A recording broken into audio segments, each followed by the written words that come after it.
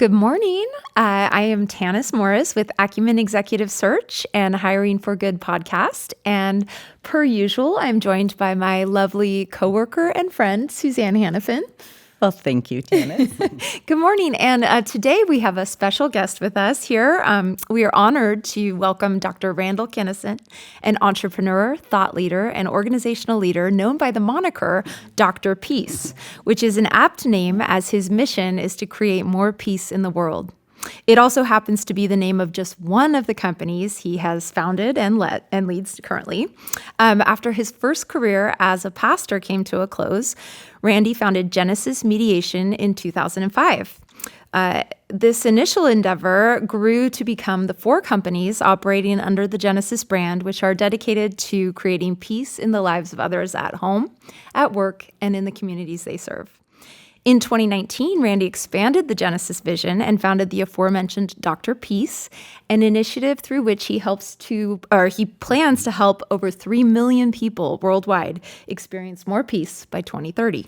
In addition to his business leadership, Dr. Kinnison is a dedicated community member who volunteers with causes and organizations he believes in. He's currently chairman of the board for the Union Gospel Mission of Portland. Randy, it's a pleasure and honor to have you with us on Hiring for Good today. Welcome. Thank you so much. My mother would be really proud of that intro. Yeah. It's always fun to hear all of your accolades and accomplishments listed out, and you have many. We've been really excited to welcome you. Today, we're actually going to be talking quite a bit about business transitions. And the reason we wanted to have you here with us is you really operate in that world. But if you don't mind giving our audience a little bit about kind of your background and journey and how you came to this work, we'd love to hear it. Sure. It's been an interesting journey. I've always enjoyed families. And the reason that is kind of deep-seated, I remember when I was a third grader and my parents came and sat me down and said, we're going to get a divorce. And that just totally, I went from playing with my friends to like, wow, I'm now in a broken family. And that impacted me. I didn't have a model of I wasn't abused. Don't get me wrong, it wasn't like that. But it just, my world kind of fractured, right?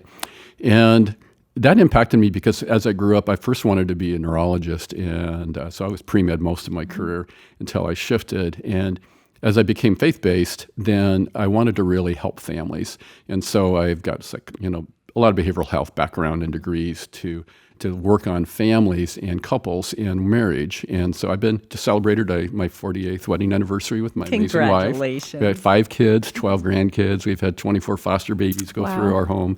And so family's been a real theme in my life.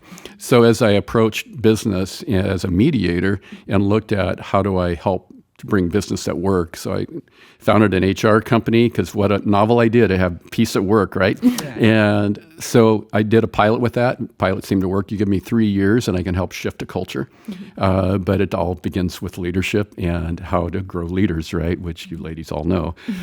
And so, but that fascinated me and I really enjoyed doing that. So as I did more of that, I started working in the transition space and especially with family businesses. I've helped other businesses, key employees and others, but I really enjoy working with families because I'm the one who helps settle things down, right? The family business doesn't go south because the attorney didn't write up the shareholder agreement properly, right? It's because of the family dynamics. They're tricky. They can be hard, right? And the more generations you go down, the trickier it gets, right? As you get cousins and all those different influences and you understand family systems and you know how that just explodes. Mm-hmm. So that's really why I'm settled into what I call my what I call semi-retirement now. So I've shed some companies, sold some, and now I'm focusing primarily on this, helping people with business transitions and bumps along the road, and as well as a new startup really I have is Honor Your Parent with a book I wrote, and I'm working on that, which I hope will impact a number of people. And then do you mind if I just quickly ask you to expand on what you mean by business transitions? I realize I didn't introduce that myself, but do you mind just kind of Sure. So I work in the space primarily with going from first generation to second generation, which is always interesting, and then second generation to third generation. Okay. So the failure rate between a first generation and second generation is 70%. So when a parent founds a company and then their child takes over to run the company would be Correct. like a first to Right, second. what a first generational, Okay. right? And then it's not just maybe that child that's taken it over, but the siblings, right? What positions do they have? Are they going to be like on a board? Are they going to have parts in the company? How will they interact with existing employees? All that gets really interesting. Then you go from second to third, it gets even more interesting because at that point, now you're usually in the third generation, you're thinking about cousins, right? Right. Wow. And that can get very interesting as well. So all those dynamics are important to tie together. And I think we're going to talk about values in a minute. But values, I found, are the absolute glue that keeps that family business together and families together as well. Well, and I'll expand that because I really think it's the values that keep any business glued together. And it's Right. the alignment of those values and goals. And absolutely. making sure, working towards those. I think what a lot of, parents of family businesses don't understand is the importance of raising their children is actually as important or more important than the business principles they teach. Wow. And I think a lot of parents don't think about that as such a key, important role that they play in family business. It's not just the business skills and acumen they learn. Are the values they're teaching as a family, are those being transmitted? Like if hard work is a value, is that being transmitted? Are their kids learning the value of hard work, and what does that look like for them in the context of that family business? And that's a tough place to be in because usually you're coming in at that transition. You're not coming in when the children are younger and learning this stuff. So is there a lot of like relearning and re-education that needs to go on? You can do what you can do, but it's really difficult. What you want to do, though, is help that generation who's just emerging as parents, the importance of what it means to be a parent. It's obviously they've already experienced the parenting that they received from their parents, but what did they learn? What did they like from that? What would they want to change? What's important for them as they think about their own parenting, and what kind of values are they going to pass on that they received? And how do they tweak those, or how do they change those, and how do they make them more what they want them and the importance that they have as values, right? Absolutely. And so through this journey, you talked about one incredibly formative experience, which is your parents' divorce. What other formative experiences or a mentor that you had that really shaped who you are and what these values you bring to the table? I've always sought out mentors. I believe mentors play an incredibly important role. Jim Rohn says you're the average of the 5 people that you hang around with most, right? So the key is like, how are you going to find those 5 people, and how will you allow them to influence you, right? But I've always sought at least 1 or 2 on an ongoing basis. And I just remember one as a young pastor, I sought out an older pastor I was like 23 years old when I began. I started as a leader. I had staff under me, which is unusual as a brand new minted pastor. And so I went to him, and I was late. Okay, I was like 5 minutes late because I like to squeeze out every little last drop of something before I go to the next thing, right? And so the first time he let it slide, I did it again the second time I was late because this was my pattern, right? And he said, and I'll never forget these words, said, "Randy, when do you think your time is more important than my time?" And wow, it's like, just hit me like a ton of bricks. And that totally changed how I looked at time, not only my time, but how I was affecting other people around me, whether it was my wife, my kids. One of the things I started doing is having daddy dates with my kids. I just started looking at time differently and not so, egocentric, but more like, how is it affecting everybody around me, my staff, everybody? And that one comment really impacted my life, so that's one. Other times, some of the mentors, when I first got into being a business owner, it was a real shift from being a pastor, right? And so I had 3 business owners who are highly successful that had breakfast every Friday morning. And I helped one of them in their family business. And so I asked him, hey, could I join your little breakfast club? And he said, sure. And it was just really interesting and helpful for me to hear them talk about, not only business, but family too. Talking about raising kids when your kids know you can buy them anything they want, and knowing that I'm not going to give that to you just because you want it, And so sometimes there's that challenge of, not being able to provide for your kids. There's that other opposite end of it for those people with higher wealth of saying, how do we raise our kids and help them to be responsible and respectful and not feel entitled, right? It's not as easy as people might think. Oh, absolutely. And so as we're really talking about transitions and successions, how on earth did you transition from being a pastor to a business owner? You talk about a different mindset, a different set of goals. What Well, I realized, pushed you along? So on the Clifton Strengths Finder, I'm sure you're familiar with that. I'm one of my number one things is an activator. So I like to start things. And so I didn't realize how much of a serial entrepreneur I was until I was kind of unleashed. So actually it felt like the kind of the floor, or excuse me, the ceiling was taken off, and I could kind of be whatever God had for me to be. And it was just a ton of fun. So my wife was a little scared at times, but she reined me in. But it was, I had to understand business world a little more. But as I was still lead, so as a pastor, so I had to understand how to read spreadsheets, how to balance budgets, how to lead my staff, how to help grow my staff. So a lot of those principles are the same in the nonprofit world or the for-profit world. A lot of those dynamics, and you ladies know that, of course, are very similar.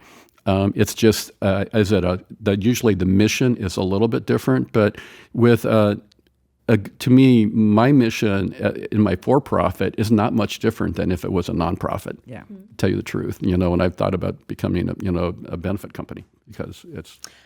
I think it's really interesting. I also was raised in the church, and I've thought often about just formative lessons that I personally received from that background. I know that one of the things that really was meaningful to me was early on talking about to experience success in life or with others or on a team, the number one quality you're called to have. And this was from a pastor. It was having a servant heart. So I think that terminology might be a little bit different in the business world, but the ethos is not far off, because I also, on Hiring for Good, we are interviewing leaders of successful leaders of organizations. And I often think that most of the quality I would most say is required of a successful leader is generosity. It's the desire to serve and uplift others first. Right. So that was a lot of me. Let me ask you. Well, it's an interesting concept, because I would say humility is probably one of the number one attributes I think a good leader has. Yeah. And it's approaching things of not saying it's my way or the highway, but really that humility of saying, better, or let's listen to Randy and his advice. And that's another value. Yeah. I mean, when my kids were little, we had this book called The Book of Values. And it was basically the authors had compiled qualities or characteristics that were congruent across all of the great religions of the world. And so humility is one, generosity is one. It's really interesting. So I think sometimes it's not too different.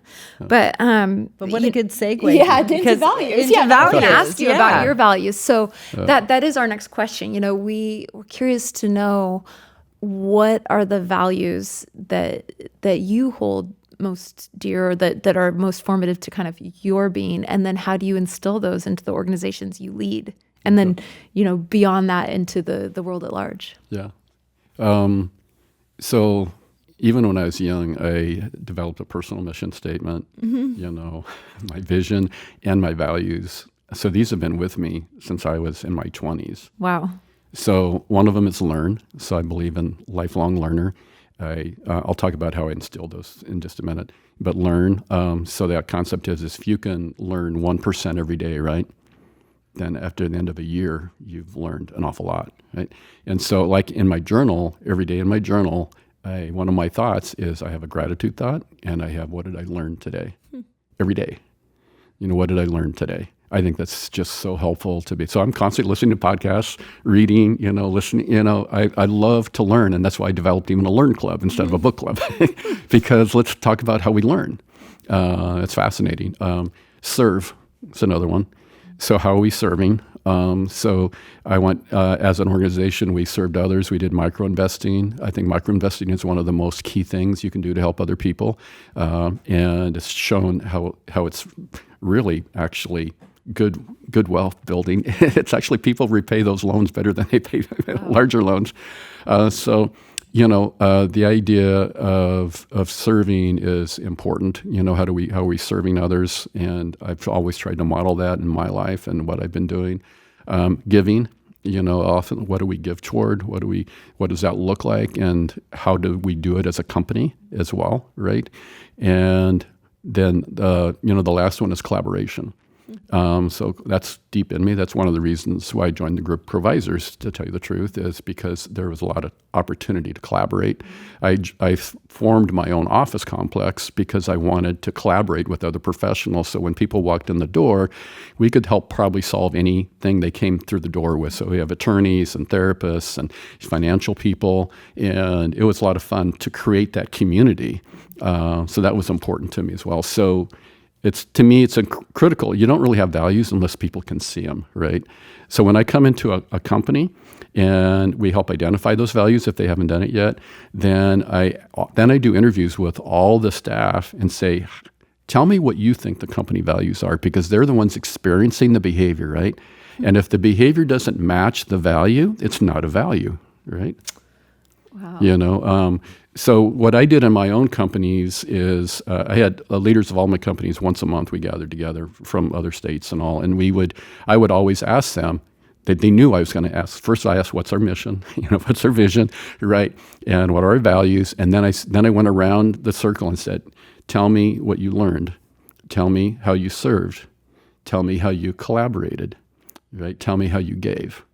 Right? And they knew I was going to ask those questions every time we met.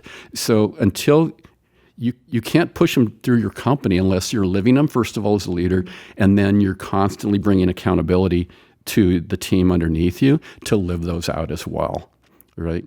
And no, I think that's maybe the most impressive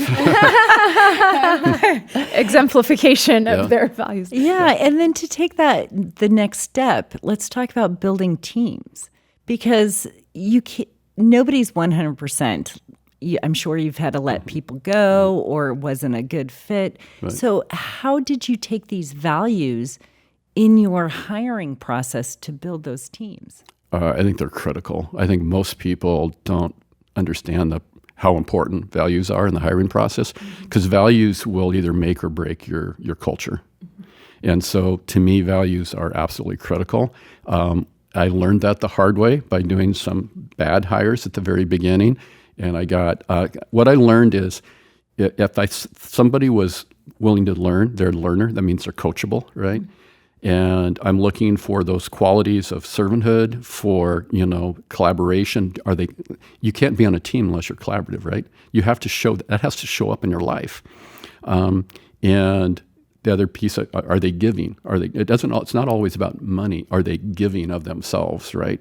And to me, those qualities and values are really helpful in building a team. And when I saw those values, I was not afraid to help train somebody. A lot of times I match people with mentors to help them grow, right? Because I believe teaching them the skills is the easiest part for many people. You can't teach people how to learn more. They have to have that inner desire, right? They have to have that motive. And if they don't have it, it's really hard to externally force it. That's not going to be a good fit. And they may be great people, right? But that's just not the fit for our organization. And they need to maybe fit in another organization that could be a fit. How do you ascertain if they are wired that way? Just curious. That's so a long time ago, I learned how to do behavioral interviews, and it's one of the best skills I ever learned. So as you interview people, you just keep driving down on behavior, right? So you played soccer. Mm-hmm. Well, tell me about how you played soccer. What position did you play? Tell me about what happens when you lost. Not only in you, but what happened with the team. Tell me how you exerted leadership in your team. Mm-hmm. What happened when somebody tried to bully you, either on your team or the other team, right? You can learn a lot about people just from, it doesn't have to be a business experience, it's a life experience, because that's how we're wired, right? It doesn't matter if it's on the soccer field or whether it's in the office, you're going to typically react the same way. So I'm looking for how people behave, because to me, behavior is the outward expression of your inward. And then, values. So today, again, working with transitions and succession plans. Mm-hmm. Let's more succession than transitions. How do you then, again, take this and apply it to teach others? Because in a succession, yes, I love my children, but my children are not necessarily me. Mm-hmm. They are their own people. Right. So how do you help them? Well, first of all, this is where my background in psychology and sociology helps. So first of all, I do a lot of assessments with everybody. Mm-hmm. Okay, I want to know their strengths. I want to know their conflict styles. I want to know their personalities. I give them a battery of about 4 to 5 different kind of assessments. So I try and get a fairly good holistic view of who is this person? How are they crafted? How are they wired? And that helps me a lot to understand how they may fit and operate within the family, right, business. And the family system as well, right? And looking at their family history and the dynamics, their birth orders, there's a lot to kind of think about. So as you approach it, then you do interviews, right? You really get to try and get to know everybody, the parents, the kids, key employees, and you get a pretty good framework about how can I optimize this person, right? How can I optimize them with the family business? Are they even going to be a good fit for the family business? Is that really what they want to do? Are they going to feel like they're kind of doing it out of obligation? I've had kids doing it out of obligation, and they can pull it off for a while, but they can't sustain it, right? So how can they do it in a way that can still be them? Because they might be on the board, because there's different levels, right? There's ownership, right? And then there's leadership, and then there's management. And so some kids may just be owners. Some kids are going to be leaders, and other kids are going to be, maturely working within the business. And you need to make sure it's okay for them to be at any level. Yeah. What's the level that fits you best, right? Mm-hmm. And because we do so much succession also, whether it's placing somebody in between to help mentor up, Gen 2 or Gen 3, or it's let's hire a general manager to run the day-to-day, and the kids are, right, in different places in the business. And we've always saw it as the passion, that if you don't have the same passion and drive and goals as Gen 1 or your previous generation, again, it goes back to that misalignment. Mm-hmm. And that's when we see businesses fail, right, or suffer. Right. Yeah. Yeah. And that's why they call it shirt sleeves. The shirt sleeves in 3 generations, right? Yeah. Yeah. Because the founder builds it, the second generation often maintains it, and the third generation usually spends it. Yeah. And there has to be a lot of intentionality. And even with the best intentionality, it's still a bit of a crapshoot, right? Because kids are kids, and they're independent, and they're going to do their own thing. And I go over that with, whoever the transition's happening with. We're going to do a lot of work, but it's up to you to continue to massage this and meet with the kids and be proactive and intentional, and do the best you can. It's going to give you your highest success rate. If you just think this planning alone is enough, it's never enough. Right. Yeah. So it's interesting, you've really covered a lot of ground since you probably left seminary. Yeah.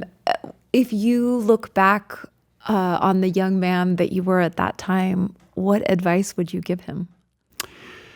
I thought about this, I would probably say focus, follow one course until successful. I'm a little bit of a I'm an activator, right? So I could start another company every day if my wife would let me, and so it's the ability to focus in, and there's things I would even say in last, when I even started this journey, I wish they would have done a couple things a little differently, right? I have very few regrets though.